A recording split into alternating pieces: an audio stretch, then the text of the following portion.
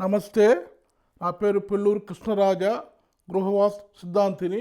ఈరోజు తూర్పు, ఉత్తరము ఇల్లు కట్టినప్పుడు దక్షిణము, పడమర ఇల్లు కట్టవచ్చునా లేదా స్థలము కొనవచ్చునా? ఉదాహరణకి తూర్పు, పడమర, దక్షిణం, ఉత్తరము. ఇది ఉత్తరములో కట్టుకున్న ఇల్లు. దక్షిణము స్థలము కొనకూడదు. అది అన్నది కావచ్చు, తమ్ముడిది కావచ్చు, మరి ఒకటి కావచ్చు. ఆ స్థలము కొనకూడదు.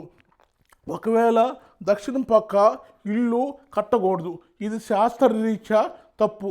దక్షిణం అంటే యమధర్మరాజు, యముడితో సమానం. కాబట్టి ఆ దక్షిణము ఇల్లు కట్టదలుచుకుని ఉన్నప్పుడు సరైన సిద్ధాంతిని సంప్రదించి ఇల్లు కట్టుకోవటం వల్ల ఎలాంటి ఇబ్బందులు లేవు. అలాగనే తూర్పు ఇల్లు ఉన్నప్పుడు పడమర కూడా స్థలం కొనటం కానీ ఇల్లులు కట్టడం కానీ చేయకూడదు.